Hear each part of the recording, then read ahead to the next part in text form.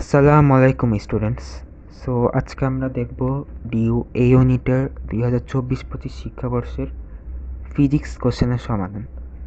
So আমরা জানি যে ফিজিক্স কোশ্চেন এবছর অনেক হার্ড হয়েছিল, কিন্তু এমসিকিউটাই শুধু হার্ড হয়েছে। রিটার্নটা আমরা যদি দেখি যে ফার্স্ট ম্যাথটা বাদে আসলে লাস্টের যে তিনটা ম্যাথ আছে সেই তিনটা মোটামুটি ইজিয়ার আছে। সো এখন আমরা ফার্স্ট ম্যাথটা করি আগে।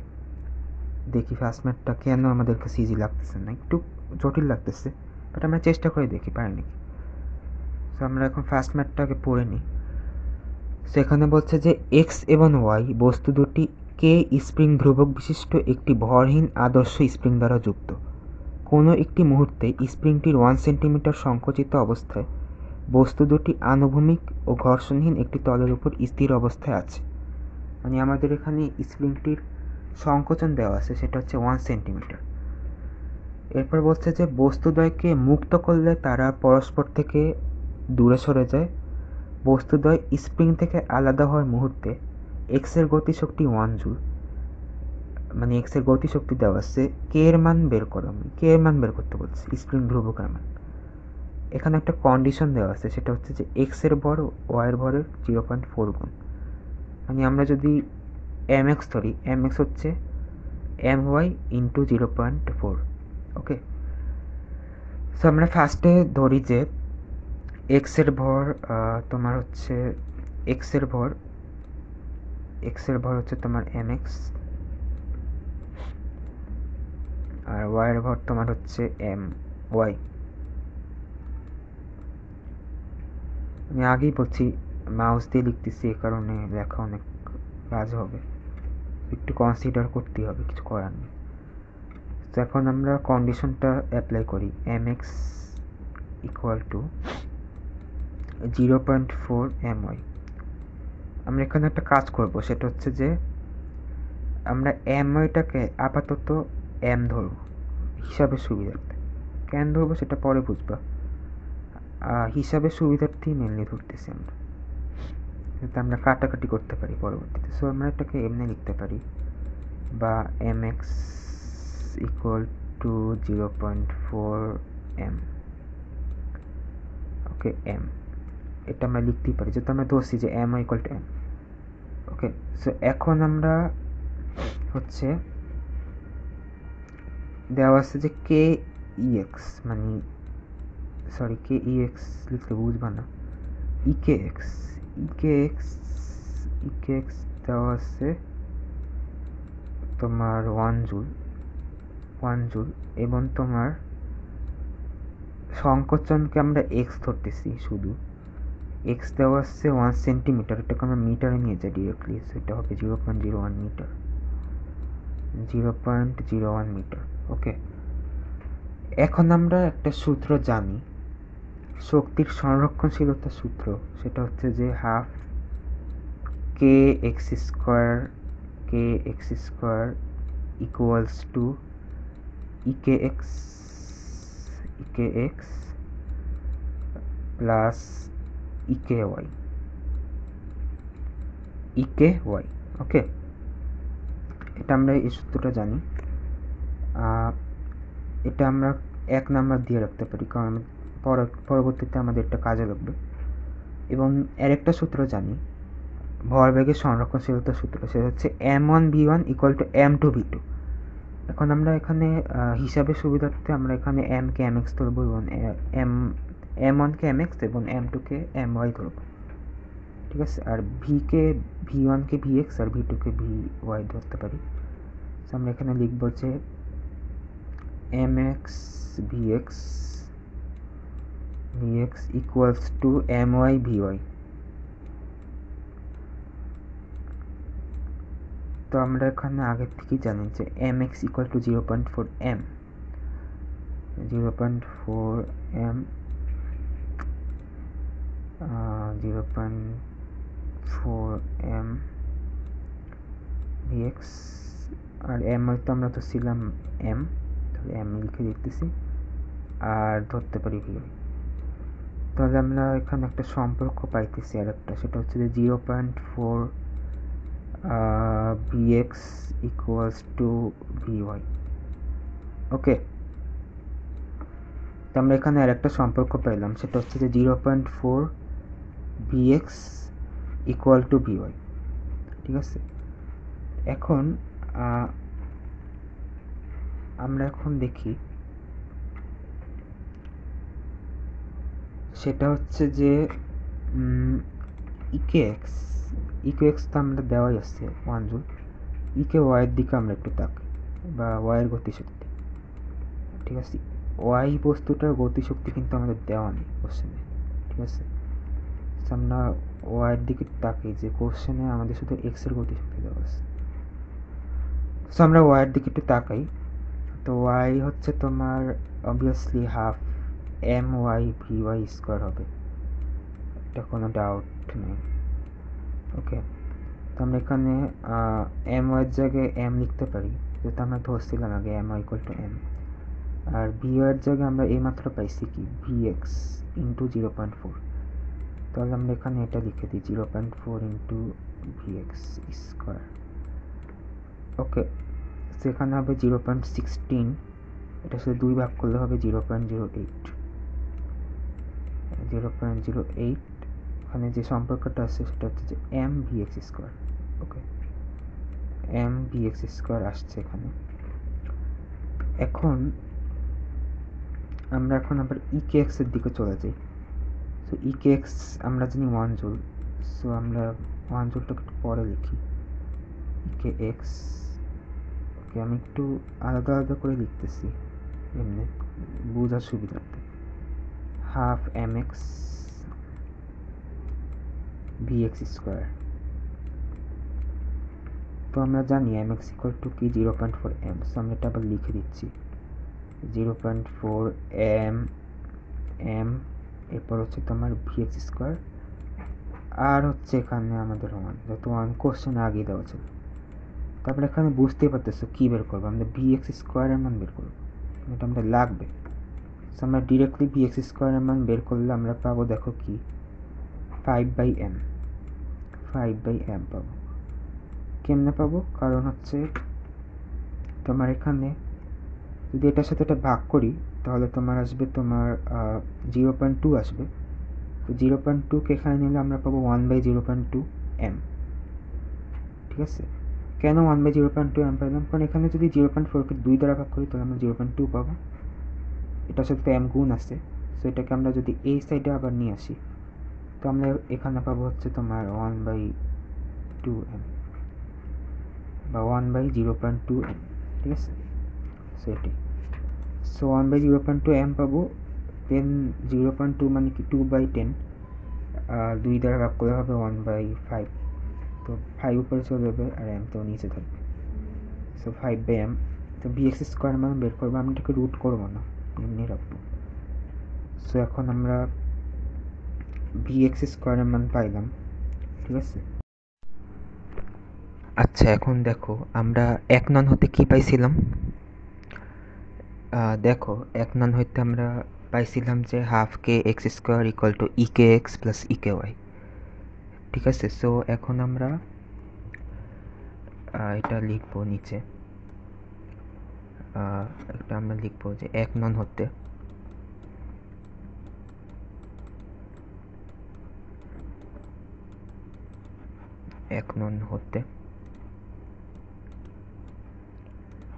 হাফ কে এক্স স্কোয়ার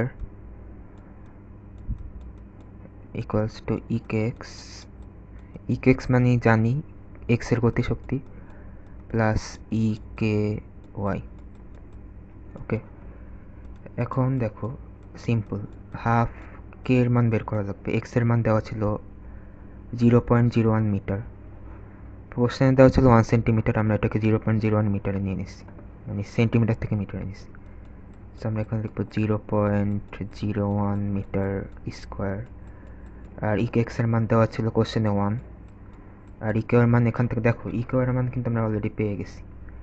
এই দেখো, এই যে ই কে ওয়াই আমরা কি পেয়েছি 0.08 এম ভি এক্স স্কোয়ার, সেটা আমরা এখানে লিখে দিই 0.08 M V X square.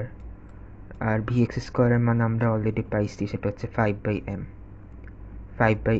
So আমরা এখানে 5/m বসাই দিব ভি এক্স স্কোয়ারের জায়গায়, অর্থাৎ আমাদের 5/m স্কোয়ার হবে। ঠিক আছে, 5/m স্কোয়ার হবে। তো এখানে হাফকে 0.01 স্কোয়ার 1 প্লাস 0.08 m 5 বাই যদি করি তাহলে হবে, সরি এটা ভুল হয়ে গেছে, সেটা হচ্ছে আমরা তো ভি এক্স স্কোয়ারের মান বের করছিলাম 5/m, তো আমরা এখানে স্কোয়ার করা লাগবে নেক্সট, তাহলে ভি এক্স স্কোয়ারের মান 5/m। ওকে, তাহলে এখানে 5/m দিব। ওকে, তাহলে ক্যালকুলেশন করলে এখানে এম কাটা যায়। এখানে তোমার যদি 0.08-এর সাথে 5 গুণ করি তাহলে থাকবে 0.40, আর 1 প্লাস 0.40 মানে হচ্ছে 1.4। সো ফাইনালি কে এর ভ্যালু আমরা পাবো 1.4 ইন্টু 2 ডিভাইডেড বাই তোমার হচ্ছে 0.01 স্কোয়ার। এটা যদি আমরা ক্যালকুলেশন করি তাহলে আমরা এখানে পাবো 28,000 নিউটন পার মিটার। ওকে, সো এটাই হবে আমাদের অ্যান্সার। ওকে, এটাই আছে অ্যান্সার। আর একবার দেখে নাও ম্যাথটা, একটু টাফ ম্যাথ ছিল, বাট যদি তুমি প্র্যাকটিস করো 2-3 বার তাহলে ইজিলি বুঝতে পারবা কেমনে করা লাগবে। সেটাই।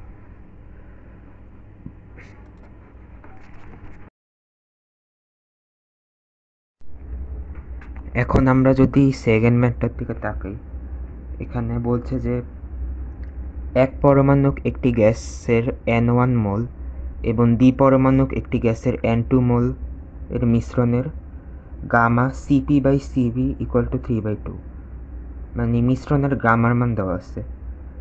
গামা আমরা তো জানি CP/CV = গামা, এটার মান দেওয়া আছে 3/2। বলছে মিশ্রণের N1 এবং N2 এর মধ্যে সম্পর্ক নির্ণয় করো। ওকে, তো এই ম্যাথটা আমরা জাস্ট একটা সূত্র দিয়ে করব। সূত্রটা আমি লিখে দিচ্ছি এখানে। সূত্রটা হচ্ছে যে উপরে আমরা N1 প্লাস N2 লিখব, উপরে লিখব N1 প্লাস N2, আর নিচে লিখব কি জানো, নিচে লিখব আমরা গামার মান, মানে যে মিশ্রণের গামা দেওয়া আছে না, এই গামাটা -1 ইকুয়ালস টু দিব, এবং উপরে আমরা আবার দিব হচ্ছে N1, আর নিচে থাকবে দেখো আমরা জানি এক পরমাণু গ্যাসের ক্ষেত্রে গামার মান হয় 1.6, তো নিচে থাকবে এক পরমাণু গ্যাসের ক্ষেত্রে, মানে এটা যদি এক পরমাণু গ্যাসের ক্ষেত্রে, আমরা এখানে বোঝার জন্য 1 দিলাম। এক পরমাণু গ্যাসের ক্ষেত্রে গামার মান থাকবে -1 প্লাস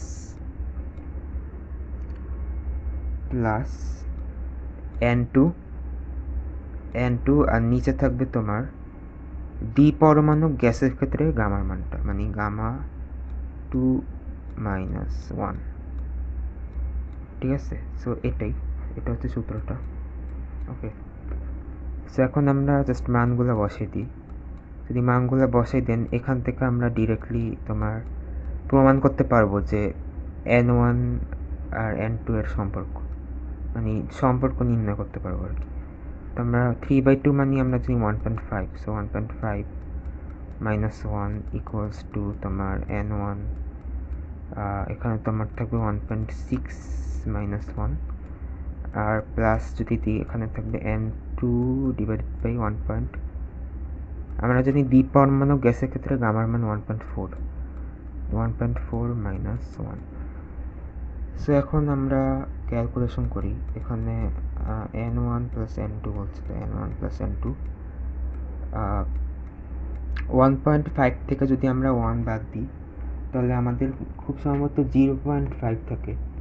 আমি একটু হিসাব করে দেখি। হ্যাঁ, এটা 0.5 থাকবে, 0.5, এখানে থাকবে 0.6, এখানে থাকবে 0.6, আর এখানে থাকবে 0.4, 0.4। ওকে, সো আমরা এখন সম্পর্ক নির্ণয় করি। তো এখানে আমরা যদি আর গুণন করি, তার আগে দাঁড়াও, আমরা লসাগু করতে পারি, অথবা এর একটা কাজ করতে পারি, সেটা হচ্ছে যে ঝামেলা কমানোর জন্য আমরা এই কাজটা করি যে এখানে 5/10 আসে, তো এখানে আমরা হাফ দিব, এখানে হবে 2n + 2n2, মানে 2n1 + 2n2। কেন? কারণ এটা মানে কি 5/10, 5/10 মানে আমরা জানি 1/2, তো 2 পরে দিয়ে গুণ হয়ে যাবে, তার মানে এখানে 2n1 + 2n2 হবে। সিমিলারলি এখানে হবে 6/10, 6/10 আমরা জানি 3/5, ঠিক আছে? তো এখানে যদি আমরা এটা করি তাহলে হবে হচ্ছে 5/3n1, আর এখানে হবে 4/10, মানে 2/5, হ্যাঁ 2/5। সো এখানে এটা হবে 5/2n2। সো এখন আমরা সম্পর্ক ইজিলি বের করতে পারবো। আমি একটু তাড়াতাড়ি করতেছি। এখানে তোমার n2কে আমরা এই সাইডে নিয়ে আসি। সো এখন যদি 2 থেকে 5/3 বাদ দিই, আমি ক্যালকুলেটর দিয়ে করে ফেলতেছি সময় যাতে নষ্ট না হয়, তাহলে এটা হবে 1/3n1, তোমার হাত দিয়ে করে নাও। আর আমি যদি 2 - 5/2 করি, 5/2 করি, তাহলে এখানে হবে -12n2। তো আমাদের কাজ প্রায় শেষ, =0। ওকে, তাহলে আমাদের মোটামুটি একটা সম্পর্ক চলে আসতেছে এখানে। সেটা হচ্ছে যে এখানে আমরা এখন লসাগু করতে পারি, 6 হবে, তো এখানে হবে 2n1 - 3n2 = 0। আর এখন 6 তো গুণ হয়ে যাবে, তাহলে ফাইনালি আমরা পাবো 2n1 3n2, হচ্ছে n1 n2 মধ্যে সম্পর্ক, মানে n1 / n2 আমরা লিখতে পারি কি 3/2, এটাই হবে সম্পর্ক। ওকে, 3/2, সো এটা হবে সম্পর্ক আমাদের। ওকে, সো মোটামুটি ইজি ম্যাথ ছিল, শুধু ক্যালকুলেশন করতে টাইম লাগছে, আদারওয়াইজ এটা ঠিকই সহজ ম্যাথ ছিল। সেটাই হবে অ্যান্সার।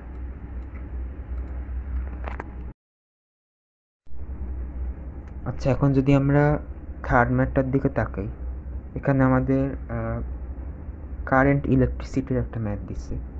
বলছে কারশফের সূত্র ব্যবহার করে প্রদত্ত বর্তনীটির প্রতিটি শাখায় বিদ্যুৎ প্রবাহের মান নির্ণয় করতে। সো এখানে হচ্ছে একটা সার্কিট দেওয়া আছে, আমরা আগে এঁকে নিচ্ছি সার্কিটটা। এখন যদি আমরা সার্কিটটা অ্যানালাইসিস করি, এটা খুবই ইজি একটা সার্কিট। এখানে দেওয়া আছে যে এখানে 50 ভোল্ট দেওয়া আছে এবং এখানে 20 ভোল্ট দেওয়া আছে, ঠিক আছে? এখন এখান থেকে তোমার I1 কারেন্ট গেছে, I1 কারেন্টটা দুই ভাগে ভাগ হয়েছে, এখান দিয়ে I2 গেছে, এখান থেকে I3 গেছে। ওকে, এখান দিয়ে গেছে I2 আর এখান দিয়ে গিয়েছে I3। আর এখানে মোট দুইটা রোধ দেওয়া আছে, দুইটার মানই হচ্ছে 2 ওহম করে। সো আমরা কারশফের যদি ফার্স্ট লটা অ্যাপ্লাই করি, তাহলে আমরা এখানে পাবো যে I1 = I2 + I3। KCL যদি অ্যাপ্লাই করি, ওকে,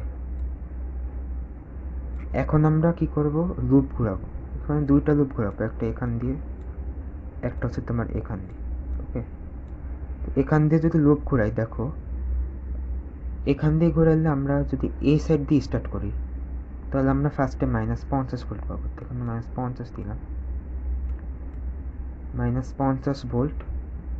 দেন তোমার হচ্ছে 2i1। কেন 2i1 হলো? কারণ এখান দিয়ে i1 কারেন্ট যাইতেছে, এখানে কোশ্চেনে বলাই আছে, আমাদের আলাদা কারেন্ট ধরে নিতে হয়নি। সেখানে 2i1 হবে। প্লাস কেন হবে? প্লাস হবে কারণ হচ্ছে যেহেতু এখান দিয়ে পজিটিভ কারেন্ট যাইতেছে, এই জায়গাটা পজিটিভ হচ্ছে নেগেটিভ, তো কারেন্টের দিক দিয়ে যাইতেছে, ঠিক আছে। আমরা যে লুপটা ঘুরাইছি এটা আমরা কারেন্টের দিকেই আমরা ঘুরাইছি, ঠিক আছে। সো এটা পজিটিভ হবে। যদি আমরা এমনে ঘুরাইতাম তাহলে একটু নেগেটিভ হতো, কারণ আমরা কারেন্ট যাওয়ার উল্টা দিক দিয়ে ধরছি, তখন নেগেটিভ হতো। তো আমরা কারেন্ট যে দিক দিয়ে যেতেছে ওখান দিয়ে লুপ ঘুরাইতেছি, তো এটা পজিটিভ হবে। সো এটা আমরা জাস্ট এই দুইটাই পাবো। এটা এই দুইটা না, আর একটা পাবো, এটা হচ্ছে 2i2, এটাও পজিটিভ হবে, 2i2 হবে, ঠিক আছে। তো আমাদের এখানে দুইটা রোধ আসছে, এখন আমাদের লুপও শেষ হয়ে গেছে, সো এখানে এটা আমরা 0 দিয়ে দিই। এখন আমরা থার্ড লুপ হইতে দেখতে পাই, এখন আমরা থার্ড লুপ ঘুরাইছি। থার্ড লুপ অনুযায়ী আমরা দেখতে পাবো, যদি আমরা এমনে যাই, এমনে যদি যাই তাহলে ফার্স্টে -20 আসে, দেন আমাদের আসছে 2i3, আবারও পজিটিভ, কারণ আমরা কারেন্ট দিক দিয়ে যাইতেছি ওখান দিয়ে লুপ ঘুরাইছি, 2i3, দেন আসছে মাইনাস। এখন মাইনাস কেন আসছে? কারণ দেখো আমরা হচ্ছে লুপ ঘুরাইছি এমনি লুপ ঘুরাইছি, আর কারেন্ট আসতেছে তোমার অপোজিট দিক দিয়ে, এই দিয়ে লুপ ঘুরাইছি তার ঠিক অপোজিট দিক দিয়ে কারেন্ট আসতেছে। সো অবভিয়াসলি এটা হচ্ছে মাইনাস হবে, -2i2 হবে এখানে, ওকে, ইকুয়ালস টু 0। সো আমরা এই তিনটাকে এক সাইডে নিয়ে আসবো, i1 -i2 -i3, ওকে। ওপস, এটা একটু ইকুয়ালস টু 0।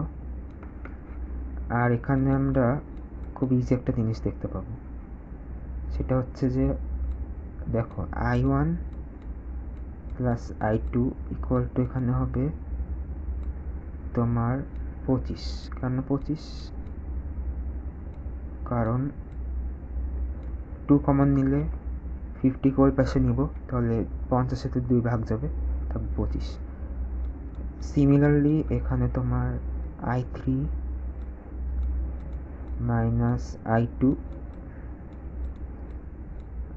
মাইনাস i2 এটা হবে তোমার 10, ওকে। সো এটা আমরা দিব 1, এটা দিব 2, এটা দিব 3,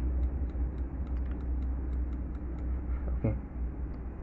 সো আমরা এই দুইটাকে এখন সমাধান করব, ঠিক আছে। তো আমি এটা ক্যালকুলেটর দিয়ে করব, আর পরীক্ষার হলে তো অবভিয়াসলি তোমার ক্যালকুলেটর নিয়ে দেয় না। সো আমাদের তো এখন সময় বাঁচানো লাগবে, সো আমরা ক্যালকুলেটর দিয়ে করতে পারি বা ক্যালকুলেটর ছাড়াও করতে পারি, এটা একটু দেখতে হবে, কারণ জিনিসটা এতটা ইজি না ক্যালকুলেটর ছাড়া করা, বরঞ্চ ক্যালকুলেটর দিয়ে করাটা ইজি, কিন্তু ডিউতে তো আমরা জানি ক্যালকুলেটর দিবে না নিতে। সো আমরা আগে একটু ভেবে দেখি কেমনে ক্যালকুলেটর ছাড়া করা যায়। সেখানে দেওয়া আছে i1 -i2 -i3 equal to 0, আর এখানে আমরা পাইতেছি i1 plus i2 equal to 25, okay. So আমরা যদি যে কোনো একটা কারেন্টের মান বের করতে পারি তাহলে আমরা ম্যাথটা পেরে যাব, ঠিক আছে। এখন যদি আমরা দেখি i2 প্লাস i3, এখানে আমরা এটা পাবো। আচ্ছা আমি বুঝে গেছি, দেখো আমরা একটা হাতে করতে চাই, আমি এখানে জায়গা কম, আচ্ছা জায়গা কম না, আমি একটু এই সাইডে আনি। দেখো আমরা i1টাকে রিপ্লেস করব, i1 এর জায়গায় আমরা লিখতে পারি i2 plus i3, i2 plus i3, ওকে। আর i2 প্লাস i3 এটা লিখতে পারি। সো আমরা এখন এটাকে আমরা 2 নং বসাবো, সো 2 নং বসিয়ে দিই, তাহলে পারবো হচ্ছে i2 plus i3 plus i2 equal to 25। এখন দেখো এখান থেকে আমরা কি পাইছি, i3 minus i2 equal to 10। তো এখান থেকে আমরা লিখতে পারি হচ্ছে i3 equal to 10 plus i2, 10 plus i2। Okay, so i3 মানটা আমরা এখানে বসে দিতে আমরা i2 মান পেয়ে যাব। তো i2 ইকুয়াল টু হবে তোমার 3i2 plus 10 equal to 25, plus 10 equal to 25। ঠিক আছে, তার মানে এখান থেকে যদি আমার 15 থাকে তাহলে i2 মান হবে 15/3, 15/3। ওকে, তাহলে i2 মান পেয়ে গেছি। তাহলে i3 মান কি হবে এখান থেকে বের করি, 10 মাইনাস 15/3, i3 হবে 10 মাইনাস 15/3। ওকে, তাহলে নিচে নেওয়া লাগবে, নিচে যায় না সহজে এটা। ওকে, হ্যাঁ, তাহলে এটা নিচে নিই, তাহলে 10 মাইনাস 15/3 হয়। সো এখান থেকে আমরা 3 থাকে 30 মাইনাস 15, 30 মাইনাস 15, তো এখানে তোমার 15ই থাকে, তার মানে এটাও 15/3 হবে। i3 মানও হবে 15/3। ওকে, i3 মানও যদি 15/3 হয় তাহলে i1 এর মান কত হবে? সো আমরা এই 1 নন থেকে পাই। সো আমরা 1 ননে যদি 1 ননে আমরা i2 এর মান বসে i3 এর মানও বসে, তাহলে i2 i3 এখানে আমরা কি পাবো দেখো, 2 ইন্টু 15/3, দুইটাই সেম মান আসছে, ইকুয়ালস টু 0। ওকে, তাহলে এখানে আমরা i1 এর মানও পেয়ে যাব। এটা হবে 10, কারণ 15 দুগুণে 30, আর 30-এর সাথে 3 ভাগ দিলে থাকে 10, i1 এর মান হবে 10। আচ্ছা, আমি এখানে অ্যাম্পিয়ার দিতে বলে গেছি, এটা হবে অ্যাম্পিয়ার, এটা হবে অ্যাম্পিয়ার। সো ফাইনালি আমরা যদি সব এক সাইডে নিই, i1 এর মান পাবো আমরা 10 অ্যাম্পিয়ার, i2 এর মান পাবো হচ্ছে আমরা 15/3 অ্যাম্পিয়ার। এটাই হবে তোমার i3 এর মান। ঠিক আছে, এই 15/3 এটাই হবে তোমার i3 এর মান, মানে i2 আর i3 এর মান সেম হবে। এটাই আমাদের অ্যান্সার। ঠিক আছে, এটাই হবে আমাদের অ্যান্সার।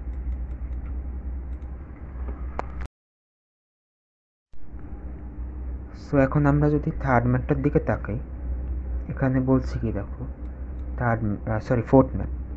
ফোর্থ ম্যাথটার দিকে তাকাই। এখানে বলছে যে 310 ন্যানোমিটার তরঙ্গদৈর্ঘ্যের আলো একটি ধাতব তলের উপর আপতিত হয়ে 0 থেকে সর্বোচ্চ 4 × 10⁻⁻19 জুল গতিশক্তির ইলেকট্রন নির্গত করে। কোন সর্বোচ্চ তরঙ্গদৈর্ঘ্যের আলো ওই ধাতু থেকে ইলেকট্রন নির্গত করবে তা বের করো। অর্থাৎ আমাদের এখানে ল্যামডার মান বের করতে বলছে, কিন্তু আমাদের এখানে ল্যামডার মান অলরেডি দেওয়া আছে। এটা কোন ল্যামডা? এটা হচ্ছে ল্যামডা নটের মান দেওয়া আছে। আমরা কি জানি, কার্যাপেক্ষক equal to hc by lambda naught, কার্যাপেক্ষক equals to hc by lambda naught,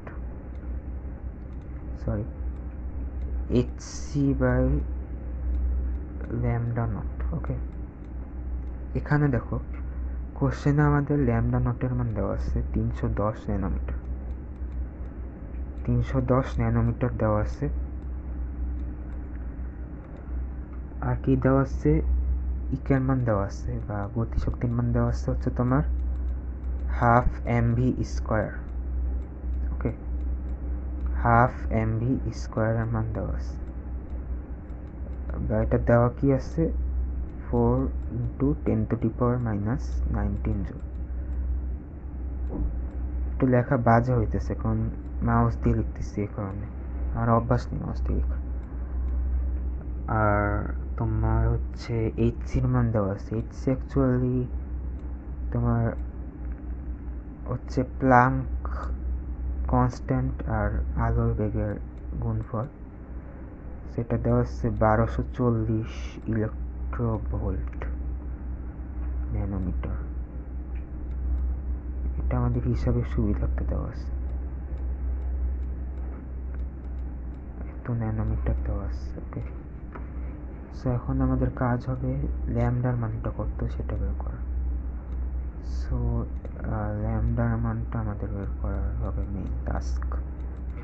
okay, so আমরা আগে সূত্রটা লিখি। সূত্রটা আমরা জানি হচ্ছে হাফ এম ভি স্কোয়ার, নিচে লিখি আর একটু, half M V square, half M V square is equal to তোমার হচ্ছে half M V square is equal to হচ্ছে কি জানি H C by lambda, sorry H C by lambda minus কি কার্যবেক্ষক, এটাকে কি সাইন বলে আমার ঠিক মনে আসতেছে না এই মুহূর্তে। ঠিক আছে, আমাদের উদ্দেশ্য কি ল্যামডার মানটা বের করা। ওকে, তো আমরা একটা কাজ করি, সেটা হচ্ছে এটাকে এই সাইডে নিয়েছি, এটাকে এই সাইডে নিলে আমাদের এটার মান কিন্তু অলরেডি দেওয়াই আছে। এটার মান হচ্ছে তোমার 4 ইন্টু 10⁻⁻19। ওকে, -19 প্লাস দেখো কি H C by lambda naught, lambda নটের মানও দেওয়া আছে। এইচ সির মান হচ্ছে তোমার 1240 ইলেকট্রোভোল্ট। ওকে, 1240 ইলেকট্রোভোল্ট, আর তোমার ল্যামডা নটের মান দেওয়া আছে 310 ন্যানোমিটার। এটাকে আমরা মিটারে নিয়ে যাই, 10⁻⁻9 মিটার। ওকে, এটা ইলেকট্রোভোল্টে দেওয়া আছে, ইলেকট্রোভোল্টে যদি দেওয়া আছে আমি এটার সাথে এটা গুণ করবো যাতে এটা জুলে চলে যায়, 1.6 ইন্টু 10⁻⁻19। এটা গুণ করি। এখন আমাদের কাজ হচ্ছে জাস্ট ল্যামডার মানটা বের করা।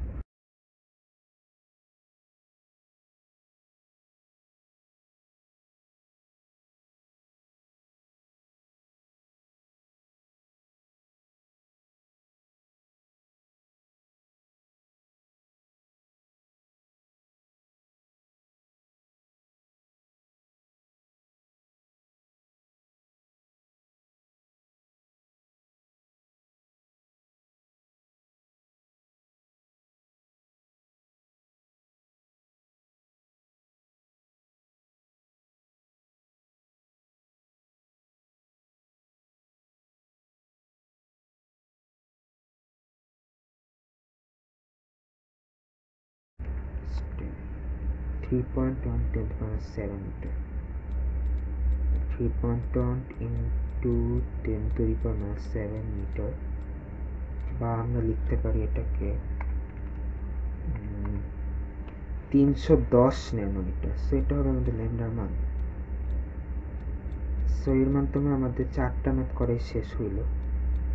সো পরবর্তীতে অন্য কিছু নিয়ে হাজির হব, তোমরা জানাইও কমেন্টে কি নিয়ে হাজির হব। সো আজকে এ পর্যন্তই, আল্লাহ হাফেজ।